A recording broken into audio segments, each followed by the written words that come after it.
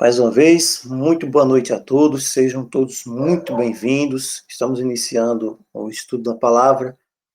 Queremos finalizar no máximo às 9, não queremos passar de mais de 25 minutos, meia hora, para que nós não temos informações, muitas informações na mente, quem sabe não consigamos reter. Por isso, a palavra precisa ser clara, direta, simples e sintética, para que possamos, então, acolhê-la, recebê-la de uma forma especial na nossa mente. O texto para a mensagem desta noite se encontra em Mateus capítulo 24. Mateus capítulo 24, nós temos o grande sermão profético, o último sermão escatológico, digamos assim, falado pelo Senhor. O verso 3 inicia no Monte das Oliveiras, logo após dizer que não ficaria pedra sobre pedra que não fosse derribada, né, no cerco de Jerusalém. Os discípulos então se aproximam e perguntam quando essas coisas vão acontecer. Sempre que nós falamos sobre esse assunto, nós procuramos ressaltar duas coisas que estão claramente ressaltadas no texto, que era a intenção do Senhor. A primeira intenção, nós vemos aqui que nós temos uma pergunta dúplice, e nós temos também uma resposta dúplice. Então, a intenção, nas palavras de Cristo, era apresentar dois eventos grandemente significativos, mas ele não quis deixá-los devidamente separados um do outro, ele misturou os acontecimentos. Ele misturou os acontecimentos, e isso ia de encontro até mesmo com o seu caráter santo de misericórdia. Ele uma vez disse para os discípulos que tinha muitas coisas para dizer a eles, mas que não dizia naquele momento, porque eles não podiam suportar. A mesma coisa nós vemos aqui com relação à destruição de Jerusalém. Nós temos duas perguntas, nós temos duas respostas ali misturadas uma à outra. Então, no verso 3, os discípulos se aproximam, e o Senhor havia saído do templo. Aquilo que ele falou no verso 1 e 2, que não ficaria pedra sobre pedra ali, foi um impacto tremendo. Mesmo os discípulos, eles eram judeus e eles tinham o templo como um grande orgulho nacional. Isso aqui é sem sombra de dúvida. O templo de Salomão, ele era considerado uma das maravilhas do mundo antigo. O segundo templo, que havia sido reconstruído, também não era da mesma proporção do primeiro, mas também era uma obra magnificente que via se desenhando durante vários anos. Herodes também, ele vinha trabalhando no templo, e era uma coisa grandiosa, uma obra estupenda. Quando Cristo disse que não ficaria pedra sobre pedra ali, isso com certeza chamou a atenção dos discípulos. E eles com certeza sabiam dessa escatologia relacionada a estas coisas de juízo, de fim dos tempos já. Por isso que eles perguntam no verso 3, em particular, eles se aproximam e eles querem saber quando essas coisas vão acontecer. Imagine só se alguém diz que a sua casa vai ser derribada, ou se alguém diz que o seu templo ali, onde você ia constantemente para adorar, vai ficar pedra sobre pedra. Isso vai trazer um senso, né, de urgência em conhecer sobre esses eventos, sobre esses fatos. Então eles perguntam, diz-nos quando, Mateus 24, 3, sucederão estas coisas. Que coisas? O templo ia ser derribado, ia ficar pedra sobre pedra. Quando é que essas coisas vão acontecer? E também, que sinal haverá da tua vinda e da consumação do século? A segunda vinda e a consumação do século, os discípulos entendiam que estavam juntas, eram coisas que estavam relacionadas. Muito bem, nós já sabemos aqui o texto, eu acredito, você já leu esse texto várias e várias vezes, e eu gosto sempre de frisar o verso 4, quando nós vamos falar sobre esse assunto. Cristo poderia ter dito qualquer outra coisa, ele poderia ter falado sobre os eventos, os rumores de guerras, como ele fala no verso 6, logo de primeira coisa, olha, vai haver guerras, rumores de guerras, não se assuste, vai acontecer coisas tremendas, o sol escurecerá, a lua não dará a sua luz, eventos escatológicos, haver perseguição, ele poderia falar também sobre isso. Mas a primeira coisa que ele fala, no verso 4, o primeiro conselho, e com base neste conselho, nesta advertência, todas as outras demais coisas têm sentido, você pode então bater de frente, digamos assim, com todos os outros enganos, porque você está preparado para não ser enganado. Por isso ele diz, veja, preste bem atenção para que ninguém engane você. Porque se você for enganado, principalmente agora, nesses dias que nós estamos vivendo, se alguém é enganado, a percepção dela com relação às coisas espirituais vai ser muito afetada. Não adianta a questão da guerra, do rumor de guerra, da fome, das pestes, dos terremotos. Para uma pessoa que está enganada, sempre haverá um outro sentido que não irá conduzi-la à perfeição, à fé em Cristo. Essa é uma verdade dura. Mas se a pessoa é enganada, por isso que ele diz, cuidado que ninguém vos engane. Cuidado para não ser enganado.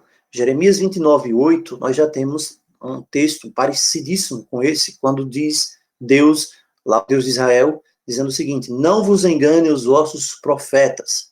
Então o engano sempre está ligado, relacionado a coisas espirituais. Esse é o primeiro ponto. Agora, o que acontece aqui? Começa a ser delineados os eventos escatológicos que vão acontecer.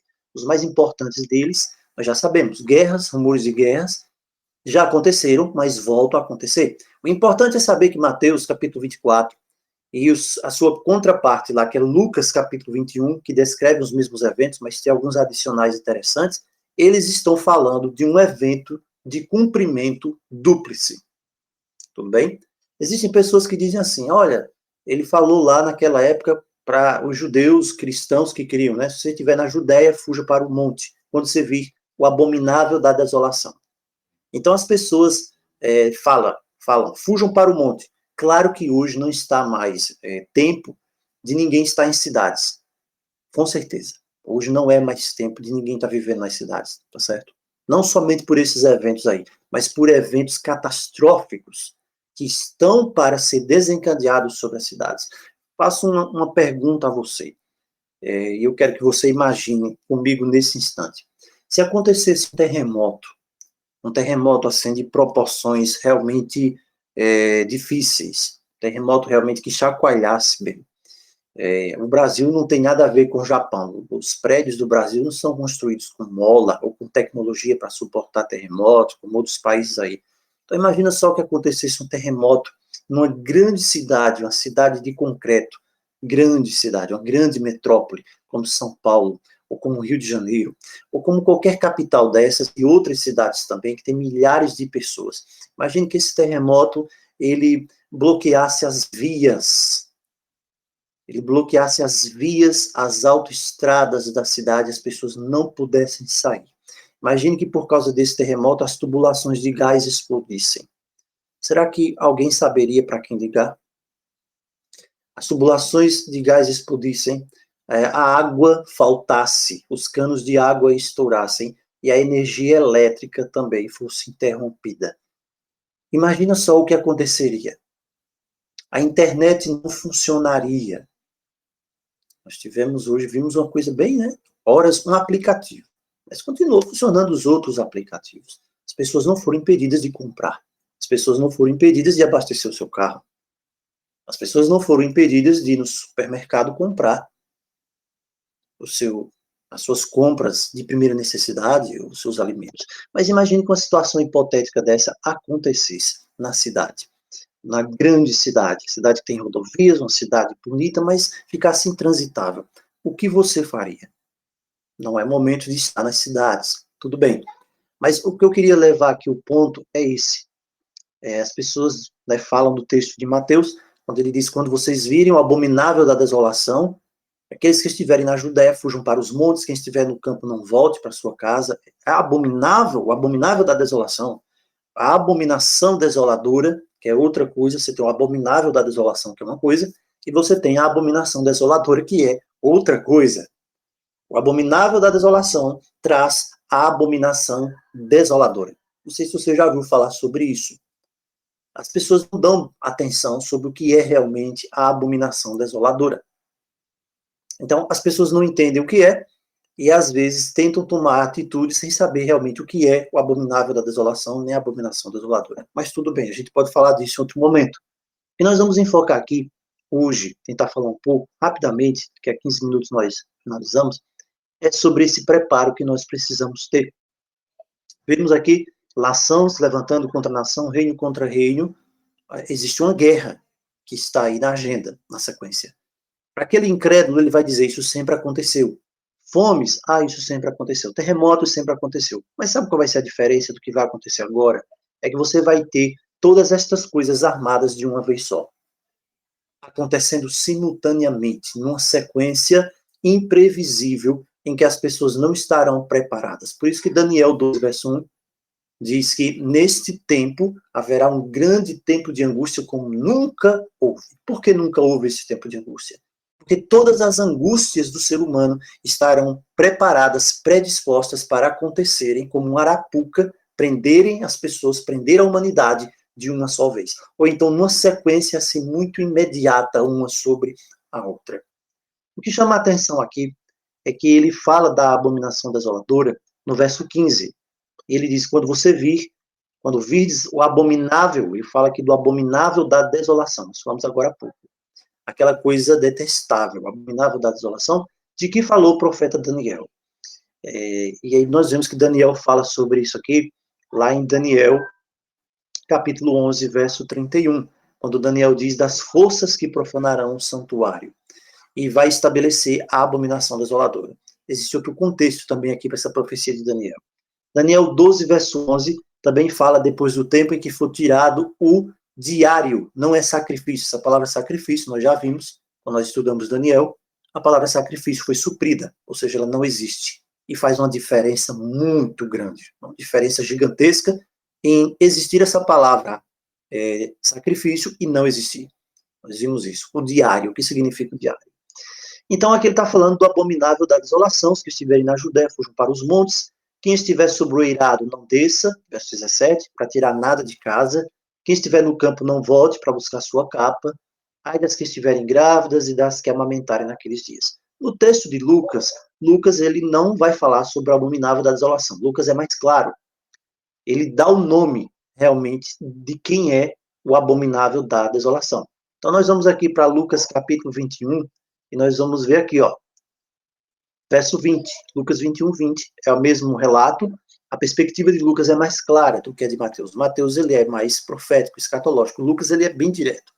Lucas, ele está escrevendo não como Mateus. Mateus escreve para judeus. Lucas escreve para gentios, para gregos, conversos. Então, Lucas diz assim, no verso 20, que Cristo falou, quando, porém, virdes Jerusalém sitiada de exércitos.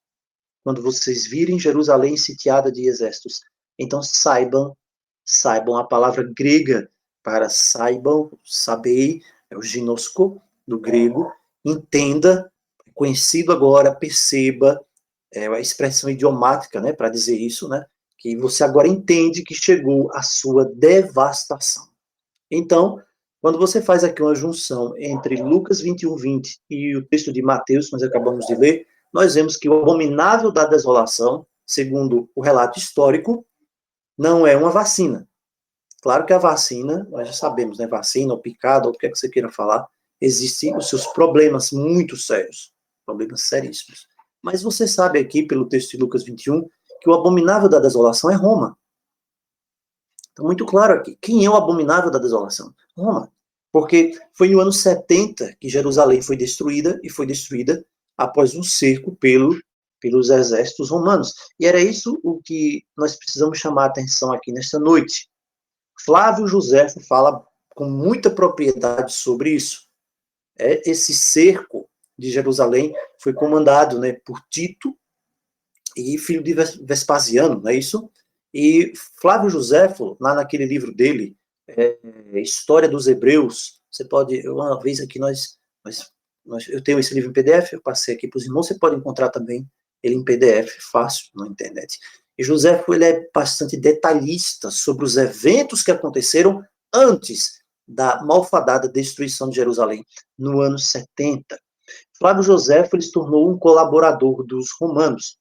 Ele percebeu que ele não podia vencer os romanos, eles não podiam vencer. Então ele passou para o lado de Tito. Então se tornou odiado pelos judeus. E ele se tornou tipo um negociador, um porta-voz dos romanos, para interpretando ali, vamos dizer assim, né, as negociações entre Roma e Jerusalém. E ele descreve até o Tito como sendo um homem compassivo, que queria perdoar ali os judeus, se eles se entregassem. Naquele momento, havia dois líderes principais na cidade. Isso aqui foi no ano 70. As palavras que Cristo falou aqui, elas se cumpriram quase 40 anos depois. 40 anos depois se cumprem estas palavras. Você tem aqui, mais ou menos, ano 30, 31. E no ano 40 anos depois, no ano 70, basicamente Jerusalém, então, é destruída. Então, naquela época, veja, 40 anos, quase depois, você tinha João e Simão. E eram partidos. Jerusalém dividiu-se em facções rivais entre si. O que é que nós estamos vendo hoje na sociedade? Faça uma análise. Nós estamos vendo hoje uma nação, a nossa, um exemplo, uma nação unida ou uma nação dividida. Olhe hoje para as divisões raciais. Olhe hoje para as divisões ideológicas que existem entre as pessoas. Olhe para as divisões que existem lá nos Estados Unidos, no mundo inteiro. O mundo é um barril de pólvora dividido. Olha o que acontece hoje lá no Afeganistão, as divisões, os clãs, as imposições. Naquela época também, Jerusalém era uma nação, um povo dividido. O livro de Eclesiastes diz que o mundo, aquela história do que o mundo gira, não é? O que está querendo dizer aquilo ali? Que aquilo que aconteceu vai acontecer outra vez. O livro de Eclesiastes fala disso. Que as coisas que foram voltam a acontecer. Então, esses dois líderes lá da época, Flávio José fala, João e Simão, eles não queriam se entregar. Toda pessoa que pensava em sair de Jerusalém para se entregar aos romanos, eles matavam. Começa a fazer uns contrapontos aí. Eles começaram a sacrificar as pessoas e não se entregavam. E eles resistiram aos romanos durante 3 anos e meio. Essa data, 3 anos e meio, diz alguma coisa para você? Durante 3 anos e meio, eles resistiram aos romanos. 3 anos e meio. Isso é uma data, é um tempo, aliás, um tempo bastante interessante, né? Você vai para Apocalipse, você vê, lá fala de 3 anos e meio. Você vai para Daniel, fala também em 3 anos e meio. Tudo bem. Então, Jerusalém é uma cidade bastante fortificada, estava ali praticamente impenetrável, os muros ali, aquelas grandes pedras, até hoje você sabe, tem aquele muro das lamentações, aquelas pedras enormes ali, e eles pensavam que não iam jamais ser invadidos, né? Os romanos com aquelas máquinas ali batendo, não tinha jeito, não tinha jeito, né? E as portas ali do templo, tinham portas ali que eram feitas de bronze, e só para mover uma porta daquela, era preciso 20 homens para abrir aquela porta. Então era uma coisa como se fosse inexpugnável. Flávio Josefo diz que na época lá da destruição de Jerusalém, ali dentro, segundo os números dele, tinha mais de 1 milhão de pessoas. 1 milhão de pessoas de todo mundo que estavam ali para celebrar a Páscoa. Vejam em que tempo foi, na celebração da Páscoa. Quando era a Páscoa judaica? A Páscoa judaica, você ia pegar ali mais ou menos metade do mês de março, hoje, que equivale para o mês de abril. E todo mundo ficou preso ali dentro. Agora imagina só, eles ficaram no lockdown. Já pensou nisso? Um lockdown de 3 anos e meio. Você já parou para pensar nessa perspectiva? Um lockdown de 3 anos e meio, mas um lockdown de verdade, de 3 anos e meio. Eles não podiam sair. Os romanos estavam lá fora. Agora imagina o que é que acontece quando você tem 1 milhão, mais de 1 milhão de pessoas, Flávio José diz, presas dentro de uma cidade que praticamente não comportava esse número de pessoas, para alimentação, para comida. O que estava acontecendo ali? Já parou para pensar?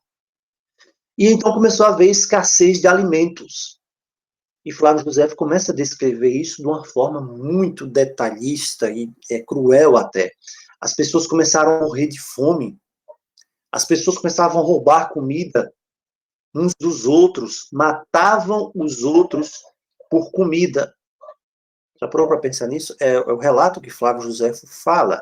As pessoas começando matando umas às outras, escassez de alimento, 3 anos e meio de lockdown. Tipo, era o que aconteceu no ano 70. Então, pega esses eventos do ano 70, transporte hoje para os nossos dias, porque a Escritura diz em Eclesiastes que aquilo que foi volta a se repetir. E eles eram roubados, os líderes da cidade, os próprios líderes da cidade, esse João, esse Simão, eles matavam as pessoas, roubavam as pessoas. E estavam fazendo ali as coisas mais horripilantes. E ali os corpos das pessoas começaram a apodrecer ali dentro da cidade, nas casas, nas ruas, nos esgotos da cidade, um cheiro insuportável. E ali começou a gerar, então, pestes, doenças, mas ao mesmo tempo também, e aqui é na descrição de Flávio Josefo, que foi uma testemunha ocular daquilo ali, haviam os falsos profetas. Já parou para pensar? O cara que é falso profeta, ele vai ser falso profeta pro resto da vida. Porque numa situação dessa, o falso profeta estava ali, e o falso profeta estava somente para dizer o seguinte: olha, pessoal, não se preocupem, as coisas estão ruins, mas aqui já está passando fome. Planta... Não se preocupem, tudo bem? A cidade vai resistir. Não se preocupem, o Altíssimo, Todo-Poderoso, o Grande, vai intervir e vai nos libertar. Eles pregavam isso. Né? E eles diziam, não, nós temos de vencer isso, tal, e provocavam mais mortes ainda das pessoas. Mas os sinais começaram a acontecer. Sinais. Pergunto, hoje nós temos sinais? Será que hoje nós estamos vendo a natureza, os astros no céu, um pouco diferentes do habitual que você via, ou que o seu pai viu, que o seu avô viu? Será que as coisas estão, sinais estão sendo hoje muito mais visíveis do que antes? Sinais. E as pessoas não estavam apercebidas dos sinais. As coisas, as circunstâncias se tornaram de tal magnitude, e é por isso que essas coisas acontecem, e é por isso que essas coisas voltam a acontecer hoje nos nossos dias, para que as pessoas não deem atenção aos sinais. As pessoas não deem atenção aos sinais. E aí, o que acontece? Eles não percebiam os sinais. E eu quero enumerar aqui alguns dos sinais que o Flávio Josefo fala lá no livro dele. Você pode ler. Ele fala disso. Primeiro sinal. Olha o que o Flávio Josefo diz. Pareceu um cometa. Isso, um cometa. Um cometa lá no céu. E ele passou um ano inteiro. E esse cometa tinha a forma como se fosse de uma espada. E ele estava bem em cima de Jerusalém. E passou um ano inteiro ali. Pergunta: será que isso foi natural? Será que isso foi natural? A cidade passando por tudo isso, 3 anos e meio, falsos profetas pregando, as pessoas morrendo de fome, toda aquela circunstância, um lockdown de 3 anos e meio, de repente aparece um cometa ali no céu de Jerusalém, e Flávio Josefo diz que passou quase um ano inteiro aquele cometa na forma de uma espada sobre Jerusalém. Será que nós temos alguns sinais desse tipo? Temos visto sinais desse tipo ultimamente? Será? Sim ou não? Segundo sinal, Flávio Josefo diz também que antes de começar a guerra realmente em si, as pessoas se reuniram no dia 8 para celebrar a Páscoa. E todos estavam reunidos ali. Né? Imagina só, quase mais de 1 milhão de pessoas. E ele disse que quando foi pelas 9 horas da noite, apareceu durante uma meia hora, Flávio Josefo diz, uma luz tão forte, mas tão forte, ao redor do altar do templo, que as pessoas pensavam até que era dia, de tão forte que era aquela luz. E ele continua dizendo que os ignorantes ali, as pessoas disseram, olha, isso aqui deve ser uma coisa boa, um sinal aqui dentro do templo, essa luz forte. Mas outras pessoas, num número bem menor, começaram a perceber que aquilo ali não era uma coisa boa. Aquilo poderia ser um presságio de alguma coisa ruim que estava para acontecer. O que é que nós temos aqui? Sinais. A diferença é uma coisa, o sinal é o mesmo para todo mundo, mas existe uma diferença entre quem entende o sinal e quem não entende o sinal. Quando uma pessoa não tem o entendimento da palavra, ele vai fazer como o falso profeta, vai dizer que tudo vai bem, que tudo vai melhorar, sabe? E o profeta verdadeiro, você vê o caso de Jeremias. Somente Jeremias quem estava pregando a verdade. Na época dele, tinha um monte de falsos profetas que diziam que tudo ia melhorar. Resultado, Jerusalém foi destruída por Nabucodonosor.